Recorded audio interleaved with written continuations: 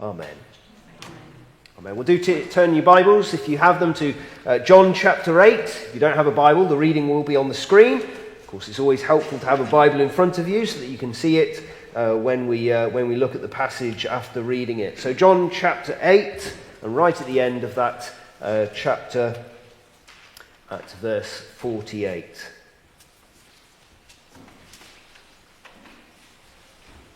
The Jews answered Jesus, "Aren't we right in saying that you are a Samaritan and demon-possessed?"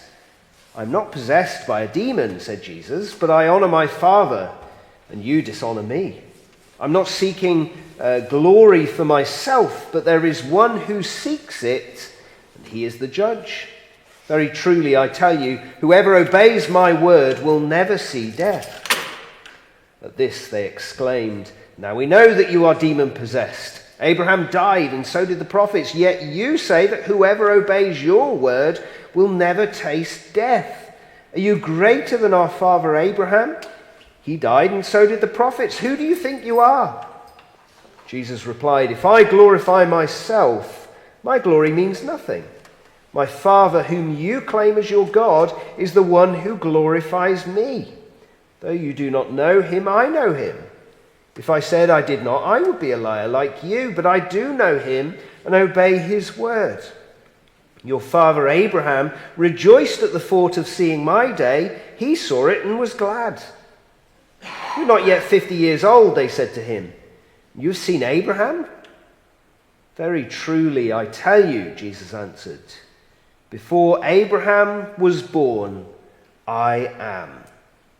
At this, they picked up stones to stone him. But Jesus hid himself, slipping away from the temple grounds. Now, I wonder if you paid attention to the New Year's honours list.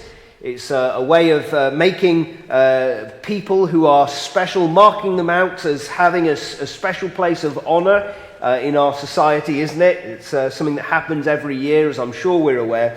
Well, Patrick Vallance and Chris Whitty, they have been knighted this year on the Queen's New Year's Honours list, and now we have to refer to them as Sirs.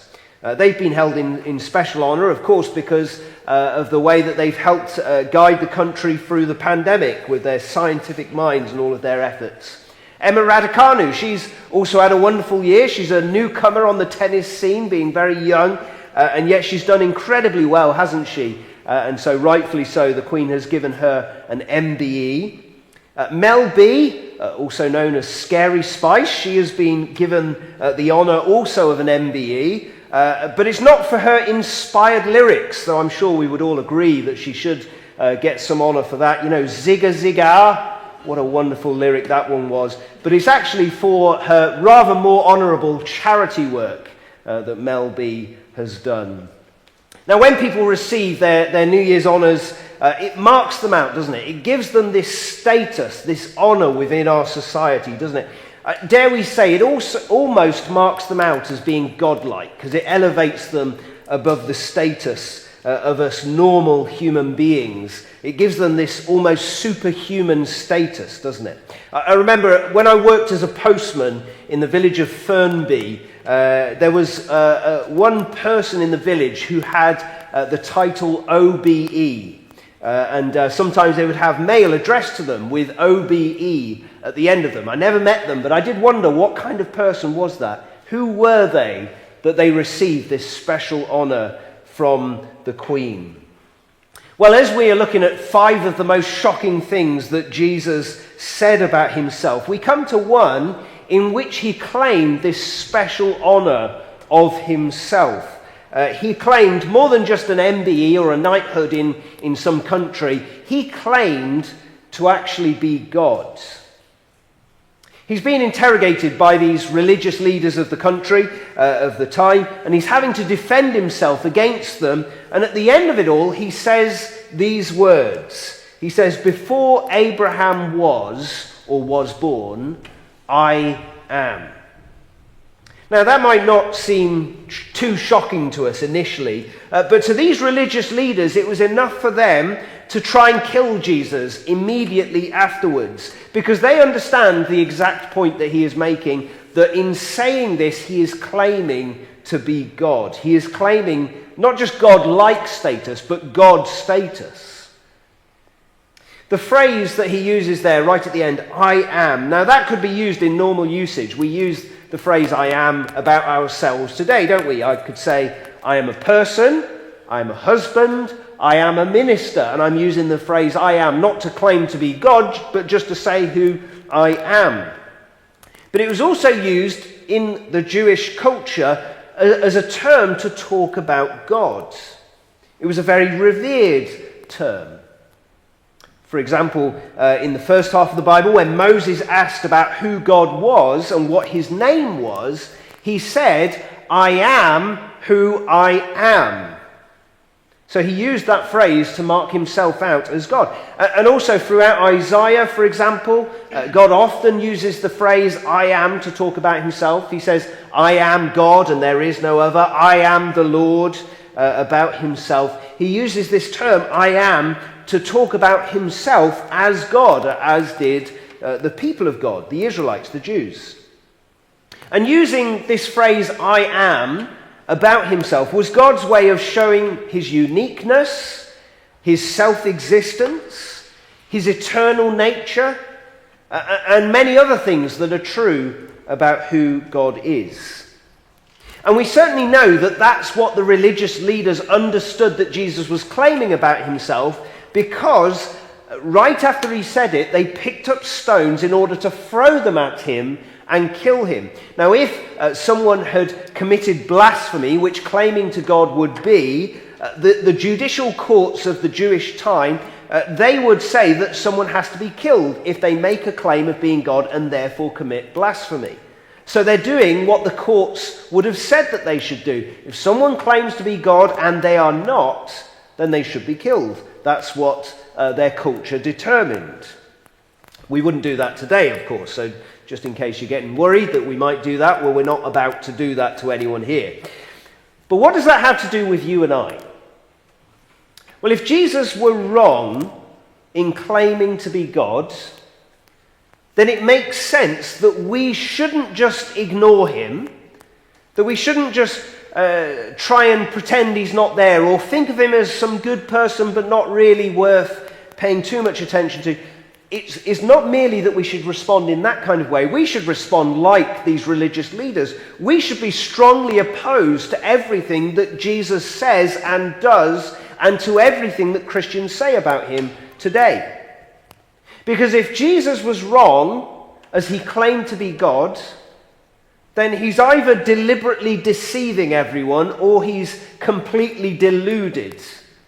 He's like some crazy nut job. Now, you wouldn't listen to someone who's a deceiver, would you? Someone who's always telling lies. And you wouldn't follow someone who's crazy. And you wouldn't expect millions of people around the world to be following this person as well. And so if Jesus was wrong, we should be totally against him. We should deny everything of the Christian faith. We should be strongly opposed to him. But if Jesus was right in claiming to be God, then that is pretty huge. And that puts very particular demands upon us. If Jesus was right in claiming to be God, then it means that God can be known. God can be loved. We can meet him. God was a very real person 2,000 years ago. And if that person was God, then he has not ceased to exist. He is still alive, because God cannot cease to exist. So if Jesus was God, then he still lives in heaven today. And if he still lives in heaven today, then that means we can experience him. If he's God, he can hear us. We can speak to him right now, because God can hear everyone at the same time. He can hear us. He can commune with us. We can commune with him. We can spend time with him. We can experience him even today. If Jesus was God, that means he is worth following. So whether Jesus was right or not, it changes everything to do with our lives. But let's go back a few steps in what is going on here. This claim is right at the end of several other claims that Jesus makes about himself. 3 particular claims. claims that are building in him claiming to be God. So the first claim is that he has godlike truth in all of this. It all starts in verse 48 as we began our reading. There Jesus receives an insult by these religious leaders. They say to him that he's a Samaritan and that he's got a demon that's influencing what he's doing and saying. Now those, to a Jew, were the most insulting things you could say, pretty much. So Jesus is being pretty harshly insulted here. The Samaritans were a despised people group by the pure Jews, shall we say, or the southern Jews. But Jesus follows all that up by then beginning to explain his relationship with his Father, with God in heaven. He says how he's not driven in his words and his actions by a demon, but rather he's driven by this desire to bring glory to God, to honor God, and to show how great God is. And yet these insults that the religious leaders are making of Jesus, they are dishonoring Jesus. So Jesus is seeking to honor God in heaven, but the religious leaders are dishonoring Jesus himself. He then adds in verse 50 that he's not trying to make much of himself. He's not seeking glory for himself. He's not trying to make himself into something special. And we'll come on to talk about that word glory in a minute. But he's not trying to elevate his own status, shall we say. He is simply trying to point to the Father and to show his status. But the Father is trying to show Jesus' status. But then it really ramps up in verse 51, where Jesus says, "Very truly, I tell you that whoever obeys my word will never see death." Now that is quite a claim. If you listen to what he says there, he says that if you listen to Jesus' words and obey them, then you won't die. Now we mentioned Sir Patrick Vallance and Sir Chris Whitty earlier. Based on their words, this last couple of years, people have lived and died, haven't they? They've given out lots of advice on how we should live our lives through this pandemic. And for those who have followed the words of the scientists, they have been more likely to live. Whereas if you rejected the words of the scientists, there was a greater chance of you dying. I don't want to state it any more strongly than that. But Jesus is claiming an even higher level of authority for his words than what the scientists have said in the last couple of years. He's not merely giving good advice on how we can live and therefore avoid something that might kill us, but he's giving us truth on how we should live. And that's quite a claim. Who can tell you how you should live your life? You might say, no one. Well, only God determines ultimate truth. Only God determines ultimately how we should live our lives because he designed life in the first place. But only God determines whether a person should live or die. We might talk a little bit more about that next week. But what that means is that by Jesus saying, if you follow his words and obey them, then you will live, then he is claiming something godlike about his words.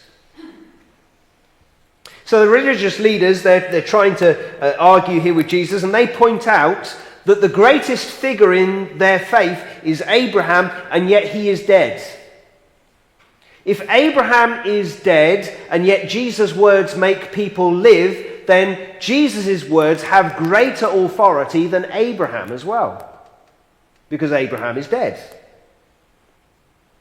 So Abraham, he's the one who received these promises directly from God about all that the faith in the true God would be, and all of the Israelites, all the Jews are descended directly from Abraham, at least all of those who were ethnic Jews. So he's a pretty significant figure, and yet here Jesus is claiming that his words have greater authority than Abraham's words. So Jesus is claiming that his words have this godlike level, that they have power over life and death. But we need to dig into that a little bit more as well, because he's not merely claiming that if we listen to him, then our lives here on this earth as they are now will just carry on forever. That's not what Jesus is claiming. as if he's some super doctor or something. He's claiming that his words have an effect upon your eternity. Whether we listen to and obey Jesus' words, he is saying that changes what happens to you after this life. Call it heaven and hell, to create that strong divide. Jesus is claiming that how we respond to his words determines our eternal condition, whether our experience after this life is hell or whether it is heaven. Now, if that's what Jesus is claiming, that should make us all sit up and think, shouldn't it? If how we listen and obey, or whether we listen to and obey Jesus' words changes our life after this life, heaven or hell, then that should make us think very seriously about what Jesus is saying here. Claim number 2 is that he has godlike reputation. Now, as we've been talking about MBEs and OBEs and knighthoods and so on, imagine if I just decided to give myself one. You know, I started using the term Sir Jonny Raine about myself. Or every time I got an Amazon package, I added MBE after my name. Jonny Raine MBE, delivery from Amazon. Now, that might impress the postman if he thought it was genuine, or may make a few people think, well, is that true? But it wouldn't be genuine, would it? That'd be a nonsense, as if the Queen is going to give me anything. And it might make you question, well, if he's lying about that, well, is he lying about other things to do with his life? It would really make you question things, wouldn't it? If I applied an honor to myself that I didn't have. Jesus is applying the same kind of principle to himself. And it's to do with that word glory that we mentioned earlier already. Glory is to do with reputation or honor. So when we're talking about New Year's honors, we could say that those who receive an MBE or a knighthood, that they are receiving glory, that they are being glorified. We can say that about them. But it's particularly to do with God as well. God is supremely glorified because he is the one who is of greatest reputation in the universe, the one who is deserving of the greatest honor. So with all that in mind, have a look at verse 54. Jesus replied, "If I glorify myself, my glory means nothing. My Father, whom you claim as your God, is the one who glorifies me." So Jesus isn't trying to make much of himself, because he's not trying to give himself an honor that he shouldn't have, like me trying to give myself an MBE or whatever. He's not trying to do that about himself. But instead, he's relying on the one who has truly recognized who he is. He's relying upon God bringing glory to him. And not just as God might glorify any other person, but he's claiming this kind of unique relationship between himself and the Father. This relationship of being a son to the Father, as God is his Father. So he's claiming this unique relationship with God that only Jesus could have, whereby he experiences this loving relationship of being glorified by God himself as he brings glory to God the Father. So he's claiming something unique about his relationship with God the Father in that glory that he receives from the Father. Now, you can well imagine the conversation getting a little bit tense at this point, the religious leaders getting hot under their colours, because Jesus in this adds that though he has this special relationship with God the Father, they don't even know God, even though they claim to have him as their God. And then he adds something about Abraham. We've mentioned Abraham before, of course. Abraham, the one who received these direct promises from God, and from whom all ethnic Jews are descended. Well, Jesus says that Abraham was looking forward to Jesus' day and rejoicing about that, rejoicing about the time that Jesus would turn up on this earth. This is the thing. 2,000 years before Jesus, Abraham was told that he would have a son, and that from that son would come one particular descendant who would bring blessing to this whole world, and especially to those that are God's people. Now, Abraham did have a son, Isaac, and in the birth of his son Isaac, he was able to rejoice because if God had kept that promise of having one son, then God would then keep his promise of a particular descendant who would come and who would bring blessing to his people and to the whole world. So Abraham was able to rejoice because of the promise-keeping God and looking forward to this time when ultimately Jesus would be born, who is the descendant from Abraham, who brings global blessing to the world. And so, as it says in verse 56, Abraham rejoiced at the thought of seeing Jesus' day, and the time of Jesus' coming into this world has now happened. And so Abraham was rejoicing at the thought of Jesus being in this world. Now just stop and think about the claim that Jesus is making here. He is claiming that he's the special one that was promised for thousands of years, not just the 2 millennia between Abraham and Jesus, but even before Abraham there were promises about Jesus, about how he would come into this world. He is claiming to be that special promised one. He is claiming to fulfill that role. And he is claiming that God is endowing him with that honor of being the promised Messiah. But it's of even greater glory than that. And you think about the honors again of the New Year's honors list. The Queen is honoring people who are lesser than the Queen, isn't she? She's recognizing us mere human beings who are not royalty and giving those who receive the honor some kind of elevated status, but they're still lesser than the Queen. You know, Mel B can't claim to sit on the Queen's throne just because she's got an MBE, can she? But we're talking about some kind of honor that gives equal, or that recognizes equal status. So rather than talking about mere New Year's honors, what we're talking about is the equivalent to a parent-child relationship in the family of being royal. So think about how the Queen and Prince Charles share the same status as being royal.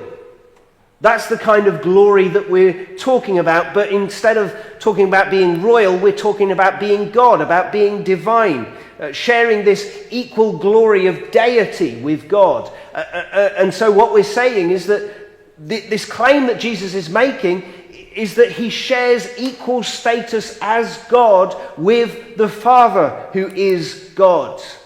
He's saying that as they mutually glorify each other, they share that same status as God. And if he is the one who has God's reputation, the one who is ultimately to be praised and glorified, equal in deity with the Father as one God, then that is again a massive claim to be making. That is something that should really impact us and affect us. But we're still not done. Now we reach the claim that we started with, this claim, thirdly, of godlike existence. So Jesus has just said that Abraham rejoiced at the thought of seeing Jesus' day. Now that could actually be taken as it was by the Jewish leaders, to imply that Abraham saw Jesus, that he physically saw Jesus. And Abraham, of course, has been dead for the best part of 2,000 years by now, as we've said. So the religious leaders, they make a joke about this. Again, they're trying to probe him, and they make this joke in verse 57. You're not yet 50 years old, and you've seen Abraham? I mean, that's a little harsh, isn't it? I mean, Jesus is in his mid-30s by this point. So saying he's not yet 50, well, that's put him in his 40s. That's harsh. That's almost worse than saying he's a Samaritan and demon-possessed. There we go. But then it's in Jesus' answer that we really see this most significant claim, this most shocking sentence in all that we've been discussing so far. And you don't have to be a grammar expert to know that Jesus hasn't been accurate with his language. He's not talking English proper, is he? If Jesus was only trying to say that he lived before Abraham, then he would put it in the past tense, wouldn't he? Rather than saying before Abraham was, I am, he would say before Abraham was, I was, in the past tense. That would be correct grammar, wouldn't it? And that would be Jesus merely claiming to have outlived Abraham. And that is what Jesus was claiming in this. He was claiming to have outlived Abraham. He was claiming that he has existed for over 2,000 years, more than Abraham has. The oldest person who's ever lived, well, a lady called Jean Colement, the oldest person to have been verified to have lived to a particular age. She lived to be 122. She died a little while ago. That's a long time, 122. Imagine living that long. That's phenomenal. But no mere human can live 2,000 years, can they? No mere human can say that as they live in around about 33 AD to have existed before 2,000 years from that point. No one can claim to have done that, can they? That's ludicrous if you claim that. And if Jesus had merely said before Abraham was, I was, that would be exactly what he is claiming. That would be only what he is claiming. But he's claiming more than this. As we've said, to use the term I am was a claim to be God. To use that term I am is to claim status, being, nature, the name of God for yourself. Now, we did say using the term I am can just be part of normal conversation, can't it? The term I am comes up throughout the gospel. It's not just used by Jesus, it's used by all kinds of people. But because of the way it is used here, in this very deliberate, non-grammatical way, it's almost like Jesus is forcing himself by a grammatical error to use the term I am about himself. To claim that he has this godlike existence, not merely of having lived for over 2,000 years and beyond, we should say, but to actually be God himself. It's a bit like if I were trying to claim to be royalty, since we've talked a lot about the Queen today. If I wanted to claim to be royalty, I could say that my name is Jonny Raine. My middle name doesn't begin with an I, but let's just imagine. That would be me claiming to be royalty by a forced play on words. That is what Jesus is doing. He's forcing this play on words so that he then uses the term I am, which can be understood to be a claim to be God. And we know that that's how he meant to use it and how it was understood by these religious leaders, because at this point they pick up stones and try and kill him because he is claiming to be God. By Jesus saying, before Abraham was or was born, I am, by saying that, he is claiming to be God. But there's one last thing for us to consider, and that is how we respond to all of this. That is largely what Jesus is probing with these religious leaders, because they have already decided that they've rejected Jesus, they reject all of his claims, they've said he's not one that they're going to follow, and that might be what you choose. You might hear all of this and think, well, that's interesting. It's helped me understand a little bit more what Christians really think. I've gained insight into what Christians believe about who Jesus is. It's made me think even. You might say that, but still say, no, this is not for me. I reject the claims of Jesus. I reject that he is fully God, co-equal in deity with the Father. You might say, I completely reject that. And that's your choice to make. But if that is your choice, then if you're being utterly consistent, then your reaction should be like that of the religious leaders. You should think of the message of Jesus as something that is dangerous. You ought to strongly reject the message as being made by someone who is a deceiver and deluded and continues to deceive people around the world today. That might be your choice. I hope it's not. Because I am fully convinced that the claim Jesus makes about himself is utterly true. I believe that along with the 2.3 billion people around the world today who are Christians.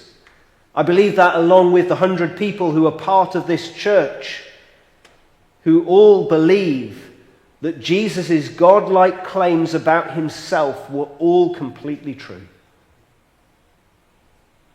We believe that his words, his truth, has authority over us today.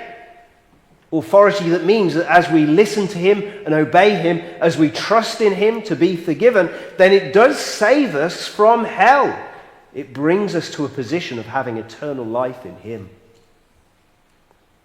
We believe in his godlike reputation, that he is worthy of glory, he is worthy of honor, and so we love him, we adore him, we worship him.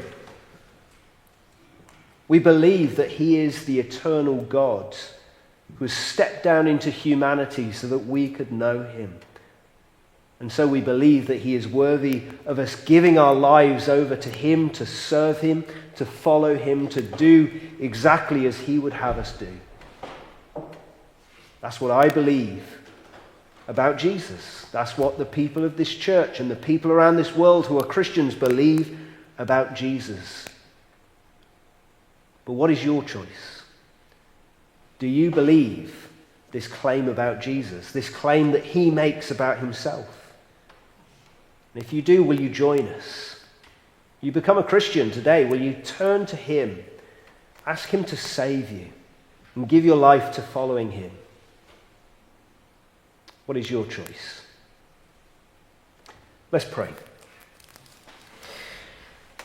Father God, you are worthy of worship. You alone are worthy of glory as the Father. And yet you've given that glory to your Son, as he is worthy of our praise and our worship, because he is the one who is fully divine, co-equal with yourself as God and with the Spirit, having stepped down into this world to make yourself known to us. We pray that as we weigh up this claim about Jesus, this claim that he was equal in status as God with you, we pray that as we weigh this up, that our hearts would be drawn to him, that we would recognize that his words are worth listening to, that he is worth worshipping, that he is worth following. Would you cause our hearts to bubble up in joy and in recognition of who he is? Would we turn our lives over to him? And if we have done that already, may we continue to give our lives to following him and serving him. For your name's sake, amen.